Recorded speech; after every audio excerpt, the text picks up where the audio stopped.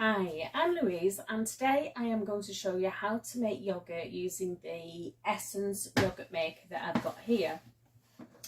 The yogurt maker comes with an internal bowl, and there's actually 6 of these little pots which you put the yoghurt in. Now I find that when I'm making the yoghurt, you need more of these little pots than they actually provide you with. So you can buy some more of these on Amazon. I bought another 6 of them on Amazon. You can probably get about 9 out of one batch of the yoghurt. So I'll just take those out of there. Okay. And the other 2 things you need are 2 pints of milk and the probiotics to actually get the culture started. Now the instructions actually tell you to allow this to come to room temperature before you start, because it can't be too cold, because that actually slows down the growth of the prebiotic cultures. So the first thing you need to do is either leave that to come to room temperature. Now what I like to do, because it actually results in a thicker yoghurt as some of the liquid is evaporated, is I like to actually boil this in a pan first, or scald it in a pan. You don't really bring it to the boil and then let it cool effectively. So I'll just take the top off here and then I'll pour it into this pan. All of it.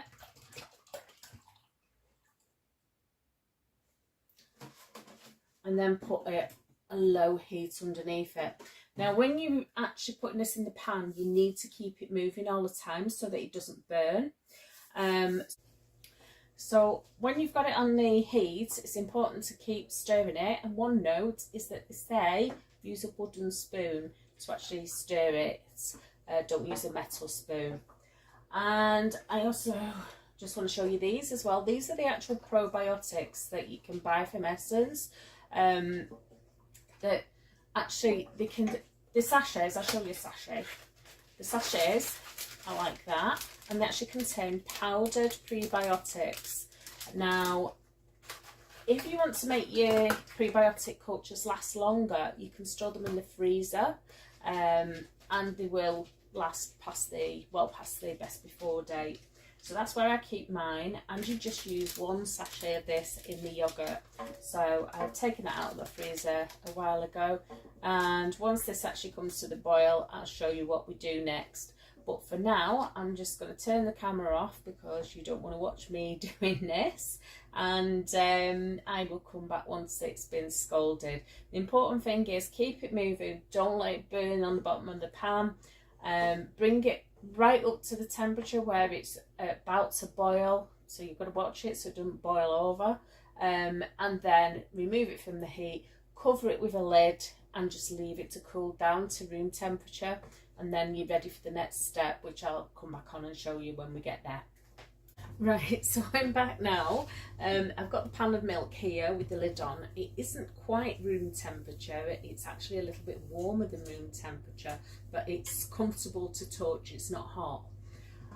So what you do with this now, take the lid off obviously, right, is your yoghurt maker, you plug it in.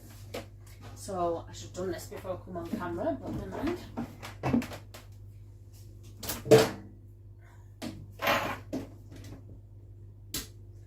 So you plug your yoghurt maker in, a little light comes on at the front to show that it's on, and there's a lid, an external lid and an internal lid. You just take both of those off,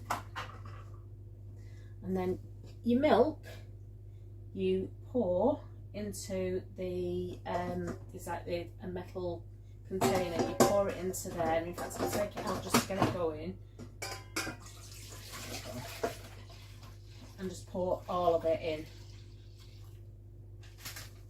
Okay, and then you get your prebiotics, which I took out the freezer at the same time as I put that on. Open that and just gently sprinkle them onto the top of the milk.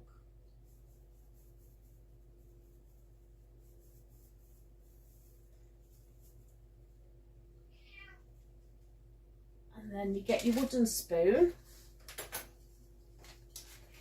and you give that a gentle stir just to make sure it's all mixed in properly.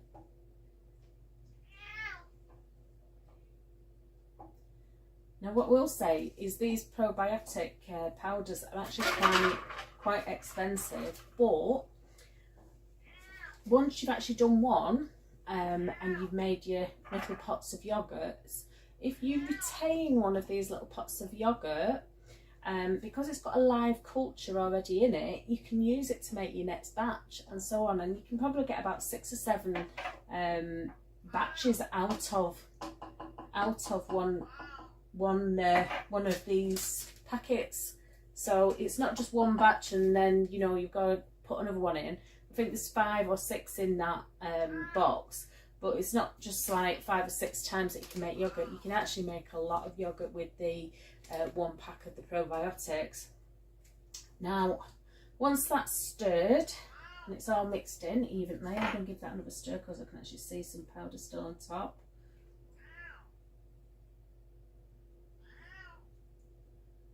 So once that's all mixed in, all you do is you put the internal lid back on and then the external lid, and you literally leave it there for at least 10 hours, but I leave it overnight, and when I come down in the morning I'll check it, and it should be a lot thicker and it should taste like yogurt instead of like milk.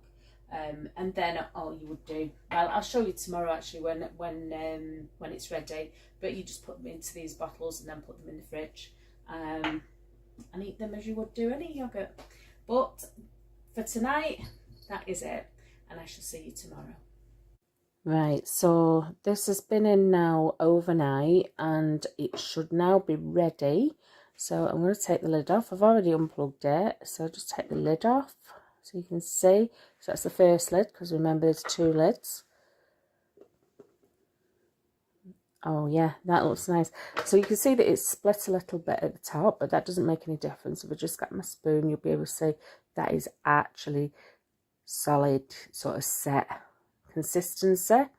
And all you do then is you spoon it into these jars. I've got about 9 of them because that's how many I'll need, and then put them straight into the fridge and eat them as and when you're ready to eat them.